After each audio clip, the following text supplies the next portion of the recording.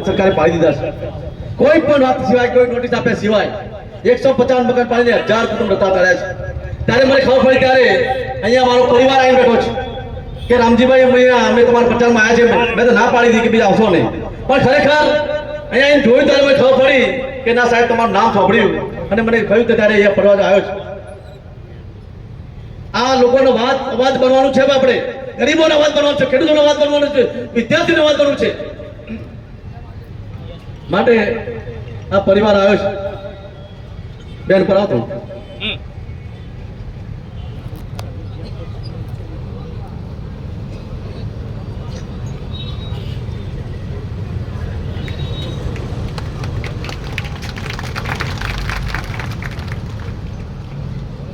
જય ભારત.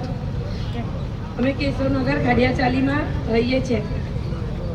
આજે 2 મહિના થઈ ગયા છે અમારા મકાન ડિમોલેશન કરી નાખ્યું છે. આજે 3જો મહિનો ચાલુ થઈ ગયો છે. અમને કોઈ ન્યાય મળતો નથી. અમે 2 મહિનાથી રોડ ઉપર જ રહીએ છીએ. અમારા મકાન પાડી દીધા પછી ત્રીજા દિવસે રામજી કાકાને અને ભરત કાકાને ખબર પડી કે આ લોકોના મકાન પાડી દેવામાં આવ્યા છે. પછી એ લોકો ત્રીજા દિવસે અમારું મંદિર પાડવા આવ્યા હતા. ત્યારે રામજી કાકા અને ભરત કાકા આડા થયા હતા કે ભાઈ, તમે મકાન તો પાડી દીધા છે, પણ અમારા ઠાકોર સમાજનું જોગણી માતાનું મંદિર અમે તમને નહીં પાડવા દઈએ. અમારા માટે અમારું મંદિર જ મહત્વ હતું. એ અમારું મંદિર આ રામજી કાકાએ બચાવ્યું છે. એટલે અમે રામજી કાકાને આ ફોર્મ ભરવા આવ્યા હતા.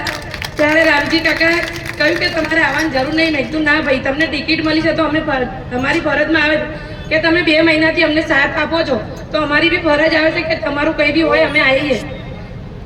બાકી આ બેન દીકરીઓ અત્યારે રોડ ઉપર રહી છે. 2 મહિના થઈ ગયા છે, અમને કોઈ ન્યાય મળતો નથી. પણ અમે એટલું જ કહેવા માંગીએ છીએ અમારા ઠાકોર સમાજને, ગુજરાતના ઠાકોર સમાજને, કે અમે 2 મહિનાથી રહીએ છીએ, અમને ન્યાય મળતો નથી. કે તમને અમે અપીલ કરીએ છીએ કે અમને ન્યાય અપાવો. અને અત્યારે રોડ ઉપર બેન દીકરીઓ કઈ રીતની રહે છે, નાવા ધોવાની આ તે બહુ તકલીફ પડે છે.